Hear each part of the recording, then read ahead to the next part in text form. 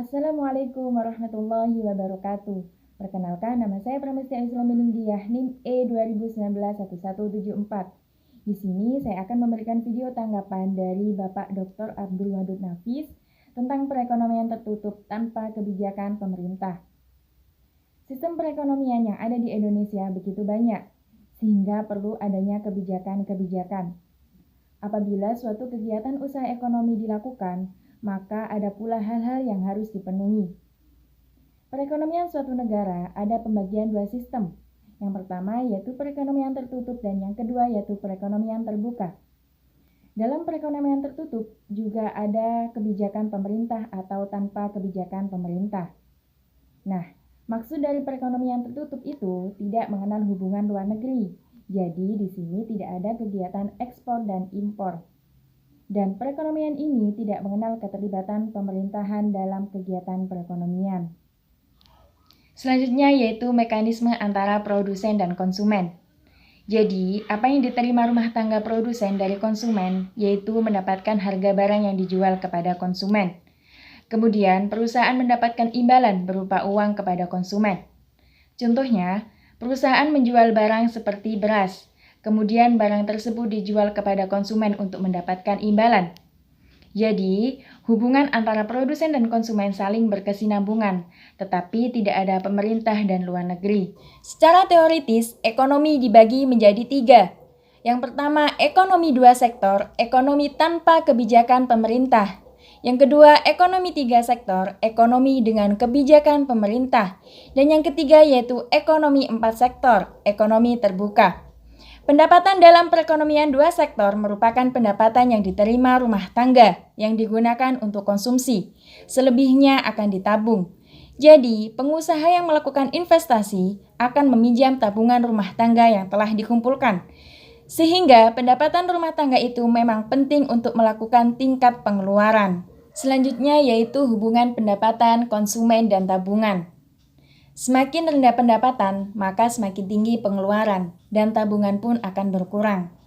Semakin tinggi tingkat pendapatan, maka semakin tinggi tingkat pengeluaran. Namun tabungan tetap berkurang. Jika semakin tinggi pendapatan, semakin tinggi pengeluaran dan tabungan pun akan bertambah. Jadi, semakin tinggi pendapatan, maka semakin tinggi pula tabungan rumah tangganya. Selanjutnya yaitu kecondongan mengkonsumsi. Kecondongan mengkonsumsi ada dua. Yang pertama yaitu kecondongan mengkonsumsi marginal dan kecondongan mengkonsumsi rata-rata. Untuk kecondongan mengkonsumsi marginal dapat dirumuskan dengan MPC sama dengan delta C per delta YD. Sedangkan untuk kecondongan mengkonsumsi rata-rata dirumuskan dengan APC sama dengan C per YD. Selanjutnya yaitu kecondongan menabung. Kecondongan menabung dibagi menjadi dua juga. Yang pertama yaitu kecondongan menabung marginal dan kecondongan menabung rata-rata. Jika kecondongan menabung marginal, maka rumusnya MPS sama dengan delta S per delta YD. Sedangkan untuk rata-rata rumusnya APS sama dengan S per YD. Selanjutnya yaitu fungsi konsumsi dan tabungan, rumusnya yaitu C sama dengan A plus BY atau C sama dengan A plus BYD. Untuk fungsi tabungan, rumusnya S sama dengan min A plus 1 min B dikali Y atau S sama dengan min A plus 1 dikurangi B dikali YD. Dan untuk fungsi konsumsi dan tabungan, rumusnya C sama dengan A plus BY atau C sama dengan A plus BYD.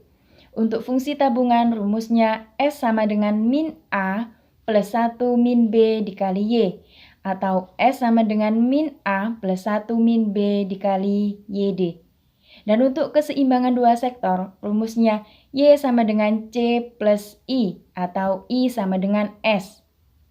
Y merupakan pendapatan, C merupakan konsumsi, I merupakan investasi, dan S merupakan tabungan.